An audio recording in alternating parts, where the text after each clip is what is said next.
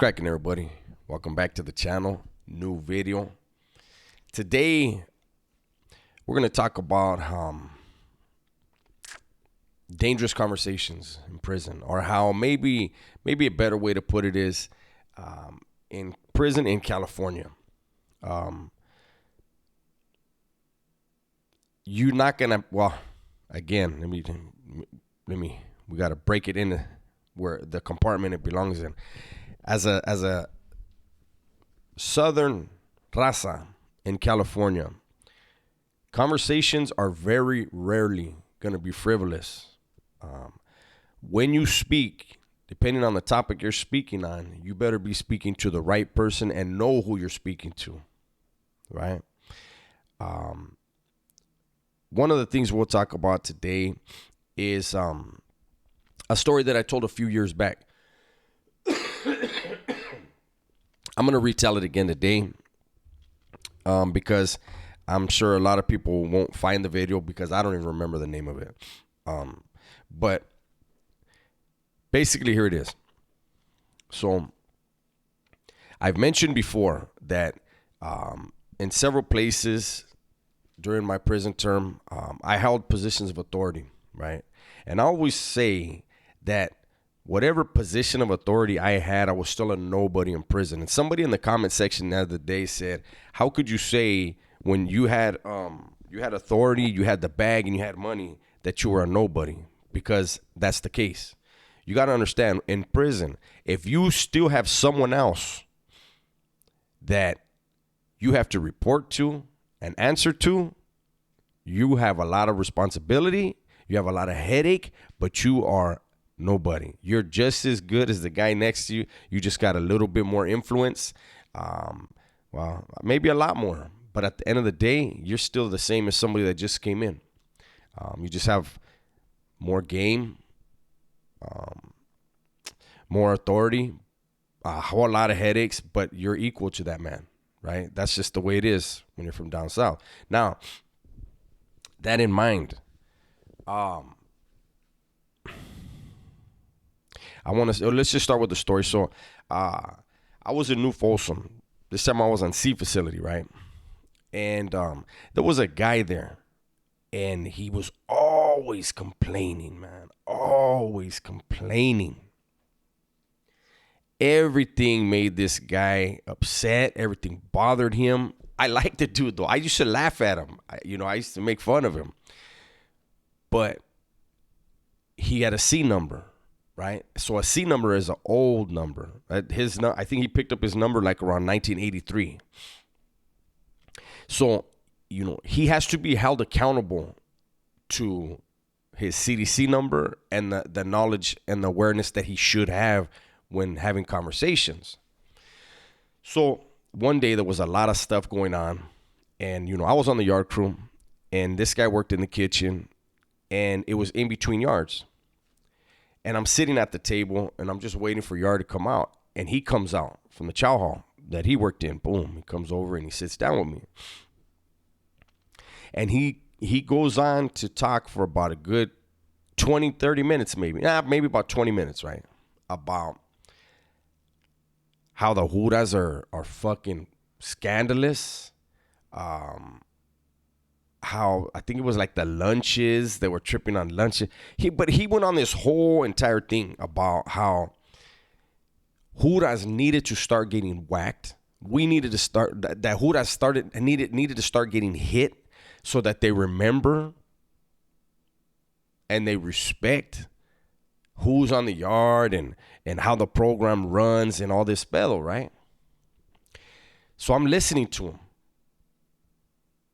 And listening, and I'm looking at him like,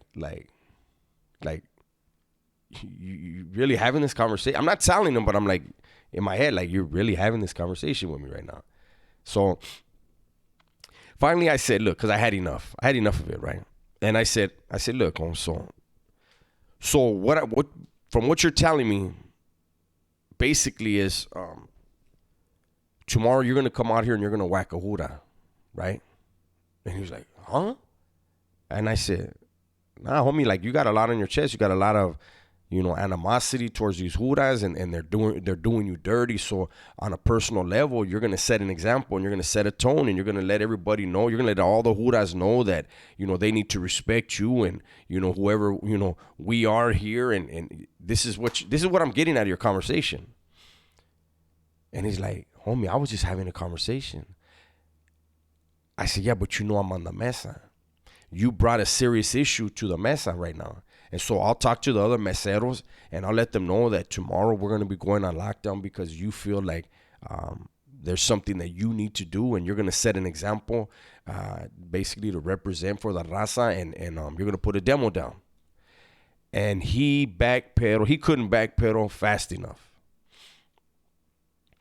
But because I wasn't a dick, see, that could have been. He could have talked. He could have talked to another dude on the mesa that would have been like, okay, well, that's you. That's your jale then. You know what I mean? We'll make it happen. And it would have been a way to get rid of a crybaby, and a way to set a tone on the yard. But that was a tone that we didn't need. This is somebody that was just venting. But it goes back to what I was saying in the beginning. Know who you're venting to. If you're talking to somebody that has been assigned a section, or a bloquero, or a mesero, they're gonna take your conversations more seriously, and decide. Especially the dudes that have a section or a block, they're gonna decide, does this need to go up the chain, right? And because once they reach the mesero, that's when the meseros have to, okay, we have to vote on this, right? So there's also individuals there in prison that enjoy watching other people's downfall. It's an unfortunate thing, but it shouldn't be surprising to people that people are sitting in their cells miserable. You could have a dude who's 24 years old, man, who's got 100 years to life to do. He's bored. He loves violence. Violence is a way to pass time. There's a hands-off policy, but if you say the wrong shit, that vato's going to go run to whoever he's got to run to. Like, hey, let's check this out. Hey, I was kicking it, and, this vato brought this up, and it could be a serious problem. We had reglas. There were certain topics that you didn't discuss. If you were aware, or not aware, if you were made aware of certain things, maybe when you were in the Bay, you were privy to certain conversations, certain changes that were gonna be coming. That's not for you to repeat. If they put it in your ear, it's for you to know, because they trust you, and they're grooming you to get to a different level. But now, if that individual was to come with this knowledge from the Bay and hit any of the 180s, and hey, check this out, fool. Hey, don't say nothing, but this is what's going on. I always tell people, everybody has a friend they trust. So when you confide in somebody, that somebody you confided in has somebody that they trust and they confide in. And that dude has somebody too. And there's always that one that's like, oh. And then the last guy that he talked to is the one that gets hit. And the first guy's like, holy shit, I hope it don't come out about me. But that's where the whole comadreism comes in. Being a comadre. If you're made aware of something, cool, they trusted you. If it comes out, you don't even know if it's true or not. It could be a seed to see what comes from where, right? Prison is treacherous, man. Prison has people, like I said, that are bored and will plant seeds to see, can I trust this person? And as soon as something comes out, whack them. Like I said, we had reglas. If people talk about certain shit, whack them. And so that's why when people ask me, like, how come you don't talk about certain shit, or how come you don't say certain things? That was one of the reglas. Look, there was a dude that came to New Folsom. This dude had put in a lot of work and knew a lot of people. I guess he was trying, and there are people that are going to see this video and they know this happened in B facility in New Folsom, and they're going to know, they'll be like, this is real. This vato had juice, had been around. He sent a huila to the llavero. At the time, there was still llaveros. He sent a huila to the llavero about somebody that had to get whacked. In the huila, he drew a miniature black hand. He got. There's certain things you don't talk about. There's emblems that do not belong to you, that you don't just, oh, hey, let me try to be cool and impress. Nah, impress what? Impress yourself, motherfucker, and put an impression on that gurney. You know what I mean? And that's how it is. And even out here, man, you know, to me, that's a lesson to live by even out here. When you're in the workplace, don't be frivolous with your words. Don't be frivolous with your conversations. Because, you know, since I've been out, I see the workplace. I see fucking so many snakes in the workplace. And it's different because out here, there's snakes and you lose your job and you got to pack up and go. And there, at least, there's violence that comes with it. Oh, this Vato right here want to say he want to be a snake and go run to somebody. You know, maybe he only told a half truth. A half truth is a whole lie, though. And you get your run back. That's in there, you know. Yeah, I remember even COs saying, man, the COs that didn't like their other coworkers, they used to say, man, I wish we could fucking handle our coworkers the way you guys handle your fucking guys, you know.